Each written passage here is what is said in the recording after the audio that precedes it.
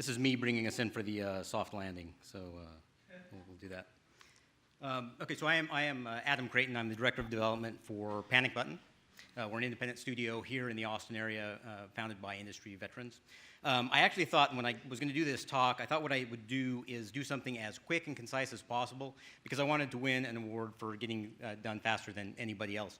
But it turns out there's not an award for that, and my competitive nature is not enough to let me just quit right here. So I'm going to do a little bit more about what I've done in the game industry, and hopefully it's helpful for people.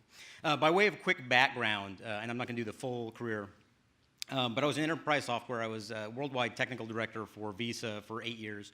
Lifetime gamer, wanted to be in the game industry. So my way to get into the game industry was by way of emergent game technology, so I moved away to North Carolina.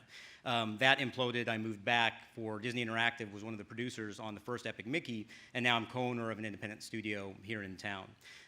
Throughout all of that, I've been in Austin for 15 of my last 17 years, and that's important. And there's this through line, which is kind of my acting and creative side of things, and that's going to factor into why Austin. But how does a guy like me move from enterprise technology software into gaming? I am a lifetime gamer, love it, so I don't want to do other stuff. When I was working at Visa, one of the things I tried to do was become a professional actor. I figured, okay, if I've got that creative outlet, that will be enough. Turns out it wasn't. And it was really in conflict with the, and Visa that I was working with was a fantastic company, it really was. And I did some amazing things there, and I don't begrudge any experience I've ever had, quite honestly. But I had this, the last 5 of my 8 years there, I put together a gaming platform. And this is one of those rare things in a person's career where you didn't even have to understand what was being proposed. You could look at this and go, this thing just prints money. After 2 years of it being denied as there's no money in video games, I started to look into going directly into video games because I just couldn't do what I was doing anymore. Talked to a bunch of people about how to get in the game industry, started interviewing and things like that. Keep in mind, worldwide technical director for Visa, and what I was getting offered in Austin was unpaid intern to get into the game industry. And you know, this is going to offend some people, and that's fine. Good, own it. But the game industry is really insular. And so what I did is I went and talked to some people that are longtime industry vets and said, okay, what am I doing wrong? And they said, oh, you're not doing anything wrong. The game industry is really insular. So we're going to help you put together this kind of 3-year plan to kind of get towards something at more parity for what you're doing. And that led to middleware opportunities, and emergent game technologies was kind of the best opportunity for me there. So that's the exile. I moved away. It was to get into the game industry. Valid reason. What's more important, though, is kind of coming back. Why come back? So just to recap, I was a fat cat in an enterprise technology company. I was a lifetime gamer, wanted to get into games. I was beating my head against a wall, so I got some help, came up with a plan, got a job, and moved to North Carolina, which is okay. It's just not Austin. Emergent game technologies imploded, so I had to figure out what to do next. So I was blessed with a lot of opportunities right after emergent game technologies, inside and outside of North Carolina, inside and outside of the game industry. The 3 big ones that came up were NVIDIA in San Jose, working with content teams, a private investment group that wanted me to start a game studio in North Carolina, leveraging the incentives there, and Junction Point in Austin, which, and no disrespect, but out of all the opportunities, Junction Point was the worst. It was like contract associate producer stepping down several tiers from where I was.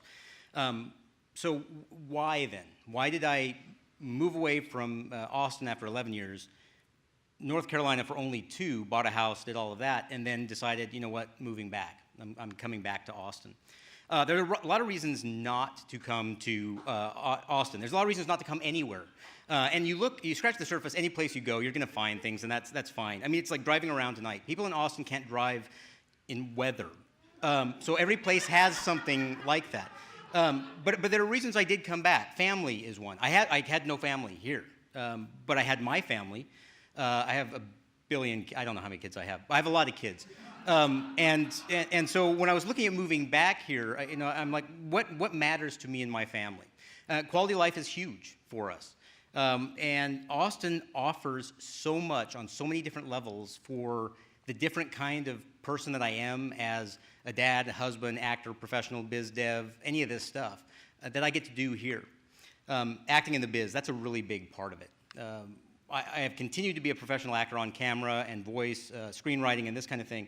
And Austin is a great town to do this in. North Carolina's got a lot of benefits. It's got better incentives and much more accessible and equitable incentives. But I have to go to the eastern part of the state, or Virginia, or New York, or things like that.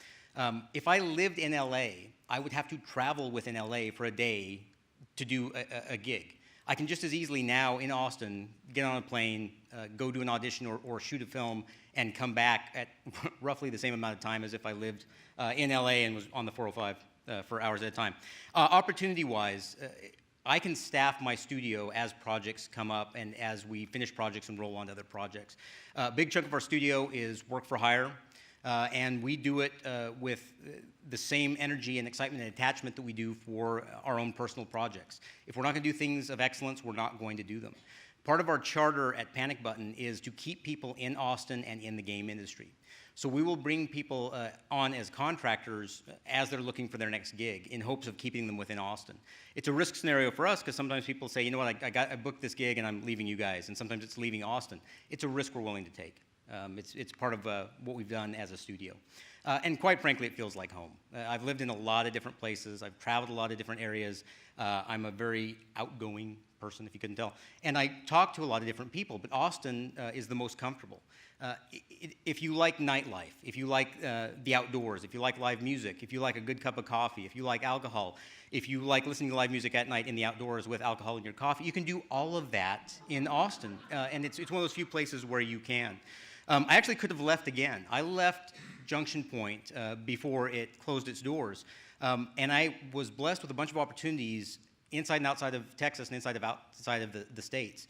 And I really looked pretty seriously at what are the big opportunities. There were some exciting things to do in anywhere from Australia to Finland to LA, or all these kind of things. But we'd made a decision the first time coming to Austin. We made a decision the second time coming to Austin. And nothing had changed. As a matter of fact, as we went through our whole life progression stuff, a lot of the things that made Austin appealing had just gotten more and better. So we decided we were going to stay. So just to recap again, I was a fat cat at an enterprise technology company. I was a lifetime gamer, wanted to get into games, beating my head against a wall, but I'm a reasonably smart guy and was blessed with some friends that helped me out. Got a job, Simpsons are still relevant, and moved back to Austin, or moved to North Carolina. Emerging Game Technologies, Creighton. I had a bunch of opportunities. I have a bunch of kids. I don't know who those are, but they might be mine. Warren moved me back for Junction Point, so I moved back to Austin, which has a bunch of stuff that was very appealing to me. And then I left before anything created there, but it created other opportunity for me and for those people at the studio and for Austin as a gaming community. And I could have left, but I didn't. And I'm staying here, quite honestly. God willing, and things could change.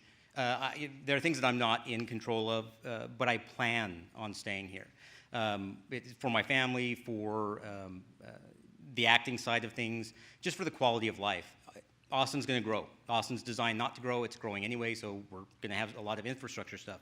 A lot of the stuff that Gordon was talking about as far as the growth that we're going to experience between now and 2030 it's going to be painful. But it's not going to take away from the culture of this town if we're active participants in the culture of this town.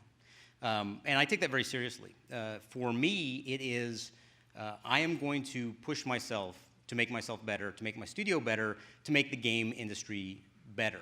I want that to echo out from and link back to Austin. And that's a very conscious part of what I do and why I do it. So anyway, this is me. I hope that wasn't too self-aggrandizing. But if you have any questions, please talk to me. I appreciate it, and I still think I got done faster. So thanks.